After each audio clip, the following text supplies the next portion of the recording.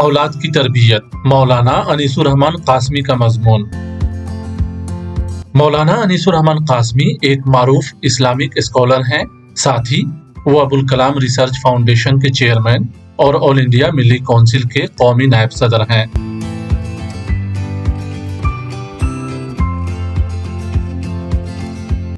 دنیا میں انسان کی خوشی و مسرت کا اہم ذریعہ اس کی اولاد ہے۔ بچے گھروں میں پھول کی مانند ہوتے ہیں جنہیں دیکھ کر خوشی ہوتی ہے۔ بچوں کے کھانے پینے کا ایسا انتظام کرنا چاہیے جس سے ان کی نشو و نما بہتر ہو، ان کی عمر کے لحاظ سے غذائیت سے بھرپور صاف ستھرا کھانا پانی دیا جائے، ان کی صحت کی طرف توجہ دی جائے، بیماریوں سے حفاظت کے مناسب طریقے اختیار کیے جائیں۔ جب وہ سمجھنے کے لائق ہو جائے تو بیماریوں کے اسباب اور صحت یاب ہونے کے طریقے ان کو سکھائے جائیں۔ گھریلو استعمال کی چیزوں میں بیماریوں کا علاج بھی ہوتا ہے، ان کو بتائیں۔ بچوں کی عزت نفس کا لحاظ رکھیں اور ان سے احترام و محبت سے پیش آئیں۔ ہر بچہ دنیا میں اچھی خصلتوں کی صلاحیت لے کر آتا ہے۔ اس کے والدین اچھی تعلیم و تربیت دے کر اس کی اچھائی روشن کرتے ہیں۔ اس لیے سب سے اچھی چیز جو والدین اپنی اولاد کو دے سکتے ہیں وہ ان کی تربیت ہے۔ رسول اللہ صلی اللہ علیہ وسلم نے فرمایا ہے، کسی والد نے اپنے لڑکے کو اس سے بڑھ کر کوئی تحفہ نہیں دیا کہ اس کو بہترین آداب سکھائے۔ اولاد کی تربیت پیدائش کے بعد سے ہی شروع ہو جاتی ہے، اس لیے پیدائش کے بعد بچے کے کان میں اللہ کے نام اور اس کی بات پہنچائی جائے۔ بچے کے دائیں کان میں آذان اور بائیں کان میں اقامت کہی جائے تاکہ بچہ شیطانی اثرات سے محفوظ رہے اور اللہ کی بڑائی اور اس کے ایک ہونے کا کلمہ اس کے دل و دماغ میں پہنچے۔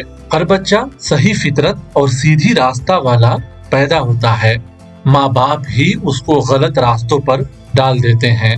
رسول اللہ صلی اللہ علیہ وسلم نے ارشاد فرمایا ہے، ہر بچہ اپنی فطرت کے مطابق پیدا ہوتا ہے، پھر اس کے والدین اس کو یہودی یا نصرانی یا مجوسی بناتے ہیں۔ بچہ جب بولنے اور چیزوں کو سمجھنے لگے تو اسے اللہ کا نام، اس کی وحدانیت کا کلمہ اور اسلام کی بنیادی چیزوں کو سکھانا چاہیے، اور جیسے جیسے اس کی عمر بڑھے اس کو حفظان صحت، پاکی و ناپاکی کے طریقے، اچھے اخلاق کی باتیں سکھائی جائے اور غلط کاموں سے روکا جائے۔ اس کے سامنے گناہ کے کام نہ ہو، ناچ گانا یا دوسرے گناہ والی محفلوں میں اس کو نہ لے جائیں، اور جب 3 یا 4 سال کا ہو جائے تو اس کو پڑھانے کا نظم کریں۔ سب سے پہلے قرآن اور دینیات کی تعلیم دیں۔ بچپن ہی سے بچوں کو سمجھنے اور یاد کرنے پر متوجہ کریں۔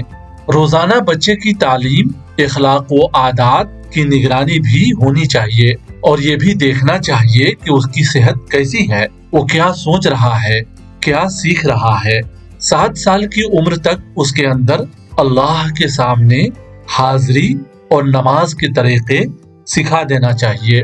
رسول اللہ صلی اللہ علیہ وسلم نے ارشاد فرمایا ہے، اپنی اولاد کو 7 سال کی عمر میں نماز کا حکم کرو، اور جب وہ 10 سال کی ہو جائیں تو نماز نہ پڑھنے پر سرزنش کرو اور ان کے بستر الگ کرو۔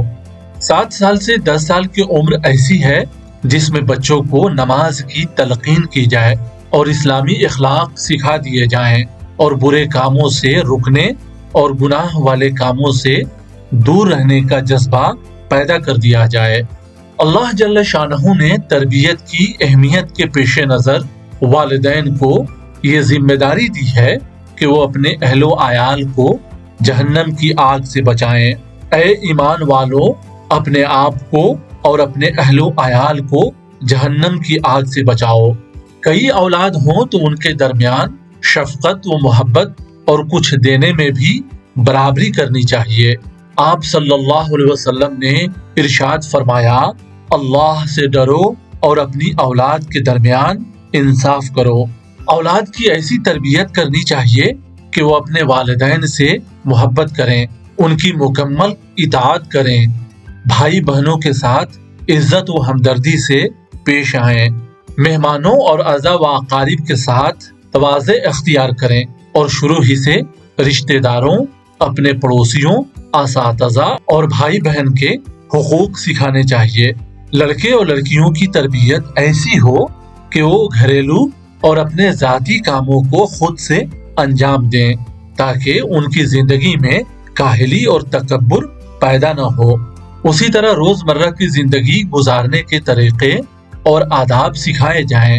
صبح و شام کی دعائیں، کھانے پینے کے آداب، ملنے جلنے کے طریقے، مجلس میں بیٹھنے کے آداب اور بیماروں کی خدمت و عیادت، کمزور کی مدد اور کفالت، عام انسانوں کی خدمات کے طریقے اور انسانی و اسلامی اخوت و محبت کی تعلیم دینی چاہیے۔ بچوں کو نیک لوگوں کے پاس لے جانا چاہیے تاکہ ان کی مجلسوں میں بیٹھ کر وہ اچھے اخلاق سیکھیں۔